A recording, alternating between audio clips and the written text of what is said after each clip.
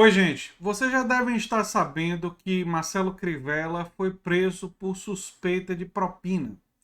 Aliás, ser prefeito ou governador do Rio de Janeiro devia vir com a cláusula assim: provavelmente você será preso se você trabalhar aqui, porque aparentemente esses cargos atraem uma quantidade absurda de pessoas propensas, não é, a realizar atividades ilegais. Se pegarmos o histórico recente é, das pessoas que assumiram cargos executivos no Rio, eram pessoas que estavam de uma forma ou de outra ligadas a atividades ilegais, e o caso do Marcelo Crivella não é nem um pouco especial nesse aspecto. Mas uma reportagem que eu li agora há pouco, saiu há 2 horas atrás, do Estadão, falando como ele era subserviente ao empresário Rafael. Eu vou trazer aqui as informações. Ele tinha uma subserviência assustadora a Rafael Alves. Isso está na decisão, não é? É muito interessante, porque Rafael Alves é um empresário e isso mostra a relação de que quem manda mesmo, quem realmente manda nos políticos, são os empresários que financiam, que organizam os negócios, e o político muitas vezes é um marionete nas mãos desses empresários, né? Olha só o que diz a reportagem do Estadão. Ao autorizar mandato de busca e apreensão contra Marcelo Crivella em setembro, a Justiça elencou provas apresentadas pelo Ministério Público que vinculavam o mandatário ao suposto esquema de pagamento de propina. Os celulares de Rafael Alves, apreendidos em março, foram peças-chave para associá-lo ao prefeito. Durante a operação, Crivella ligou para o empresário, mas quem atendeu foi o delegado que cumpriu o mandato. Segundo a desembargadora que assina a decisão, o prefeito é quase um subordinado do empresário, um empregado, né? E ele era mesmo. E é muito interessante isso do ponto de vista da política. Você vê que o cara era prefeito, mas quem mandava era o empresário. E, aliás, nós temos assim um histórico muito grande no Brasil e em outros países desse tipo de coisa, não é? Quando o Ronald Reagan chega à presidência dos Estados Unidos, você, pô, presidente dos Estados Unidos, né? Mas quem fala para ele acelerar o discurso, porque já estava perdendo a paciência, era o dono do Merrill Lynch, um grande empresa de investimentos na bolsa de valores, né, do mercado financeiro. Quer dizer, quem é que manda? É o presidente dos Estados Unidos ou o cara que diz para ele acabar logo o discurso porque sabe, tá sem paciência? Quem é que manda na prefeitura do Rio? É o Marcelo Crivella ou o empresário para o qual o Marcelo Crivella liga pedindo, oh, por favor, o que, é que eu devo fazer, né? O telefone para o qual o prefeito ligou sem saber que o aliado estava com os agentes havia sido encontrado sob uma pilha de roupas. Rafael, que não tinha cargos na prefeitura, mas atuaria como gerente de propina em troca de contratos com empresas, estava tentando esconder. Claro, esse empresário não era qualquer empresário, era um empresário que trabalhava o esquema, não é, de propinas, que é o esquema da relação promíscua entre Estado e grande capital. Uma coisa que aqui no canal eu acho que eu já chateei vocês de tantas vezes falar de que o patrimonialismo é o uso privado da coisa pública, que a relação entre grandes empresas e o Estado é uma relação promíscua. Eu peço até desculpa pelo meu nível de repetição sobre esse tipo de coisa, mas se trata de uma coisa muito séria, que é uma das raízes da corrupção no Brasil e em boa parte do mundo, e um dos pontos de entrada para o campo progressista é combater a corrupção, apontando isso. Esse episódio do Marcelo Crivella eu diria que é quase didático de como a esquerda e o campo progressista tem que ter uma estratégia para combater a corrupção ao mesmo tempo que combate a direita. Porque tem que combater a raiz da corrupção, não um indivíduo corrupto específico apenas. Isso é pouco. Apenas um dos 4 aparelhos foi entregue voluntariamente pelo investigado. Os outros 2, além desse que recebeu a ligação do Crivella, estavam num carro de Shana Arouche, acho que é assim que pronuncia, a mulher do Rafael, no qual também foram encontrados R$ 50 mil, relógios e joias. indícios, segundo o Ministério Público, de que ele se preparava para uma eventual fuga. De acordo com a análise dos conteúdos dos telefones celulares de Rafael Alves, apurou-se que o prefeito Marcelo Crivella figura como um dos mais frequentes interlocutores, tendo sido detectados no aparelho encontrado sob a pilha de roupas 1.949 mensagens trocadas entre eles, apontou a desembargadora Rosa Helena Guita, do Tribunal de Justiça.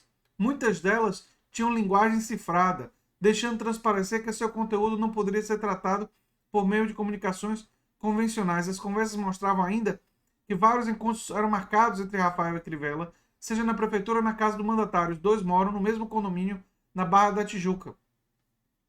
Por ter sido o principal articulador econômico para a campanha de Crivella em 2016, olha só, aí é que tá.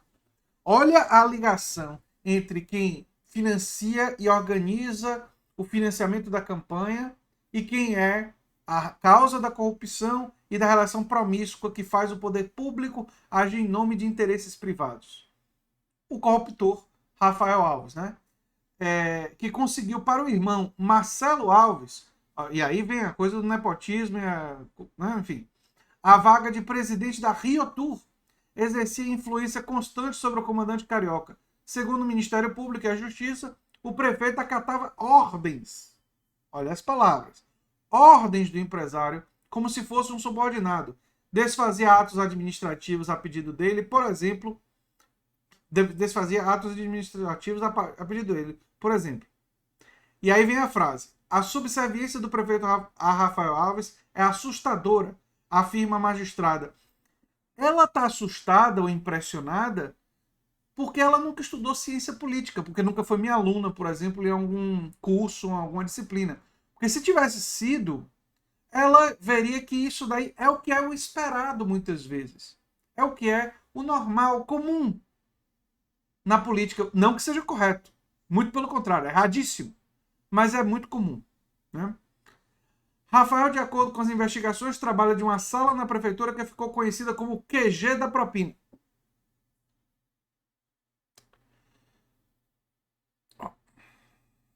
Parece aquele negócio do chefe do crime, o QG da propina. Esse pessoal, eu não sei o que eu digo para esse pessoal. Ele nunca foi nomeado pelo Executivo Carioca, mas sua função seria de coordenar o suposto esquema de recebimento de pagamentos ilegais para viabilizar contrato de empresa com o município. Seu poder era tanto que, segundo as investigações, empresas indicadas por ele tinham prioridade para receber pagamentos, mesmo que não estivessem dentro dos critérios prioritários do município, por causa da crise financeira que vive. O Rio não consegue quitar em dia todos os fornecedores. Há registro de mensagem do empresário em que ele determina os pagamentos como se fossem parte do governo. Quer dizer, basicamente o cara mandava. Mandava no governo, no dinheiro do governo, né? Por essa influência e pelo que sabe sobre Crivella, Rafael Alves é tido como um homem-bomba. A expressão foi usada pelo marqueteiro Marcelo Faulhaber em conversa com ele. Para a justiça, essa alcunha é uma expressa alusão aos seus conhecimentos sobre o funcionamento de toda a engrenagem criminosa que envolve o prefeito e os demais membros da organização.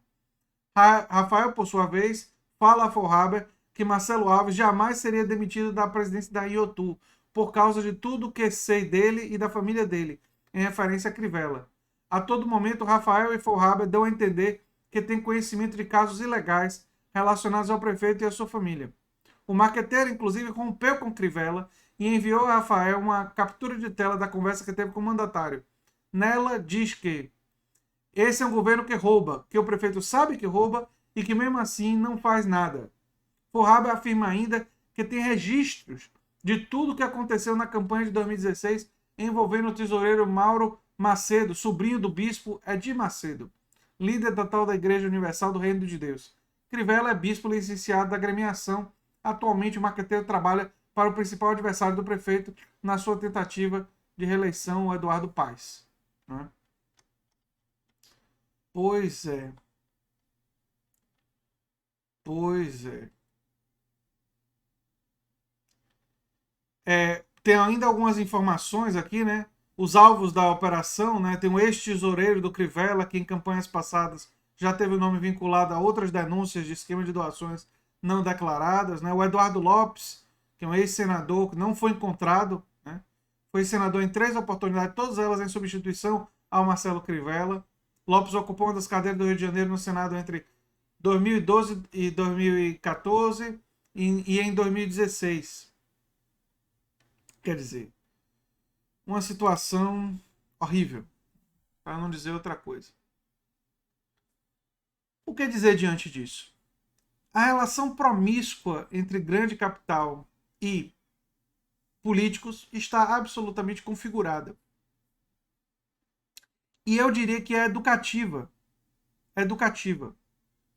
No seguinte sentido de que agora, e eu espero isso de verdade, que os políticos do campo progressista, que pessoas do campo progressista percebam que a corrupção não se trata apenas de uma questão meramente ética individual do político em questão, mas sim de esquemas que têm relação entre financiadores de campanha, grandes empresários e os políticos. É essa relação que transforma a corrupção em uma coisa corriqueira. E é essa relação que precisa ser combatida e que precisa ser que nós temos que ter um outro modelo de financiamento de campanha, um outro modelo de organização de relação com o capital.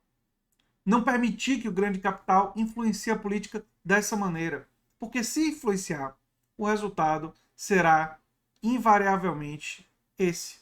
Pode não ser tão explícito quanto esse, mas vai ser esse. E é esse em praticamente toda a gestão pública no Brasil. Era o que eu tinha para dizer sobre esse assunto. Né? Para você superar isso, você tem que modificar esses desenhos institucionais. Se não modificar,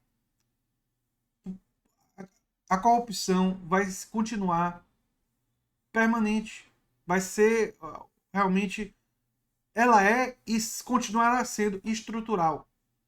E por isso que o combate à corrupção tem que ser uma causa prioritária do campo progressista. Não como uma bandeira moralista, mas como uma bandeira de estrutura do Estado, de ver um Estado diferente. Um Estado que seja mais transparente, um Estado que seja mais democrático, um Estado que seja menos patrimonialista, que não seja patrimonialista. Que seja um Estado de cidadania avançada, de direitos e deveres. Era isso que eu tinha para dizer sobre esse assunto. Se você gosta do que eu faço aqui no canal A Nova Máquina do Tempo, se inscreva, dê um like, compartilhe. Eu sou André Teixeira Jacobina e a gente se vê em breve. Tchau, tchau, gente.